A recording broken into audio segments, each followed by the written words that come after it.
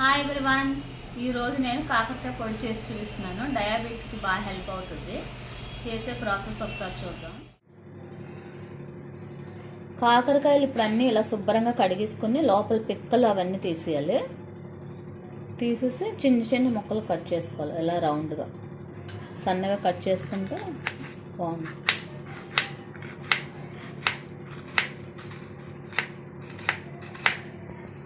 ఇలా అన్ని కాకరకాయలు చిన్న చిన్న ముక్కలు కట్ చేసేసుకోవాలి.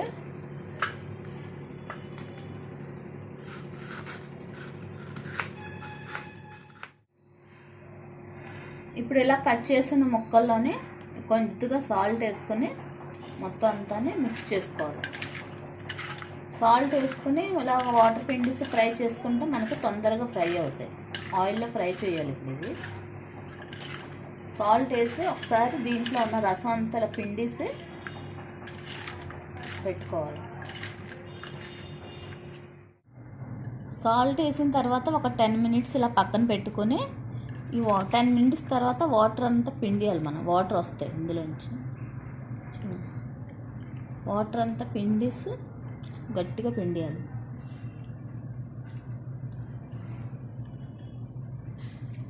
ఇది ఇలాగ ఆరబెట్టుకోవాలి ఒక ప్లేట్లో.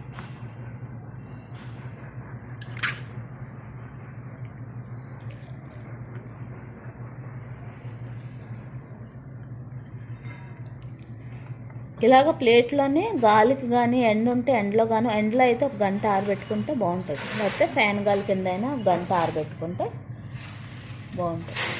బాగా ఫ్రై అవుతాయి తొందరగా. కాకరకాయ ముక్కలన్నీ ఇలాగా ఒక గంట సేపు ఆరబెట్టుకున్నాను కదా. ఇప్పుడు ఆయిల్లో ఫ్రై చేయాలి. కళాయిలో ఆయిల్ పెట్టుకొని ఆయిల్ వేడిన తర్వాత ఇవి ఫ్రై చేసుకోవాలి. కాకరకాయ ముక్కలు బాగా ఫ్రై చేయాలి.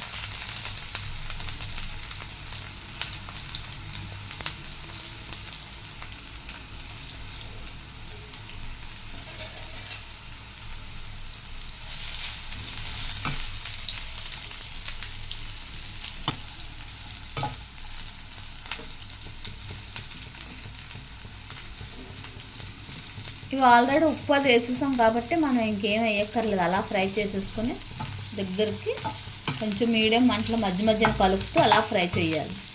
బాగా క్రిస్పీగా ఫ్రై అవ్వాలి.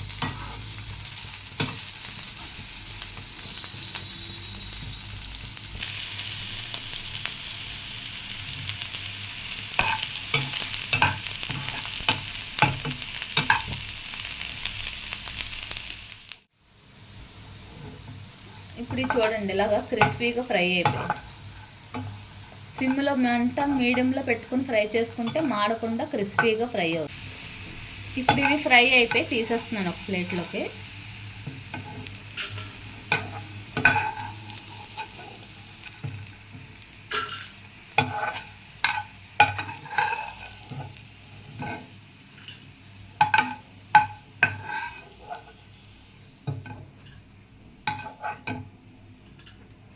ఇప్పుడు ఇదే ప్యాన్లోనే ఆయిల్ కొంచెం ఉంది కదా, ఇదే ధనియాలు, కొద్దిగా శనగపప్పు, ఒక 2 స్పూన్స్ శనగపప్పు, 2 స్పూన్స్ వేరుశనగ గుళ్ళు, కరివేపాకు, సోంపు, జీలకర్ర, ఎండుమిర్చి ఇదే కళాయిలో ఫ్రై చేసుకోవాలి అన్నీ కలిపి.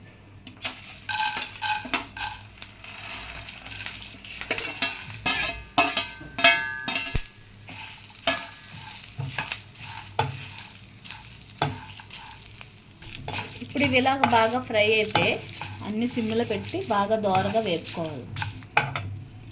ఇందులోనే కొంచెం చింతపండు, వెల్లుల్లిపాయలు 4-5 రేకల వెల్లుల్లిపాయలు, కొంచెం సాల్ట్,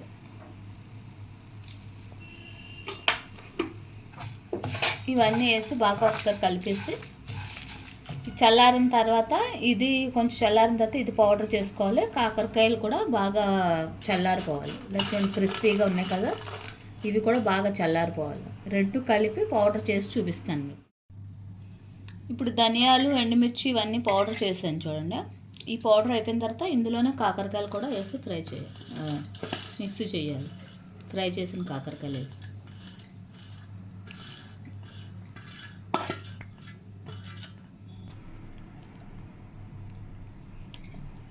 చూడండి, కాకరకాయ పొడి రెడీ అయిపోయింది.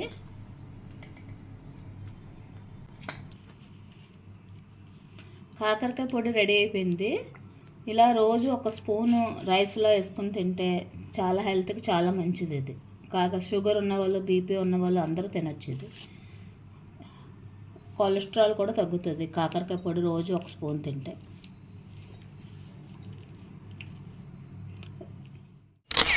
నేను చేసిన కాకరకాయ పొడి కనుక మీకు నచ్చితే వీడియో లైక్ చేయండి, షేర్ చేయండి, సబ్స్క్రైబ్ చేయండి. Bye everyone.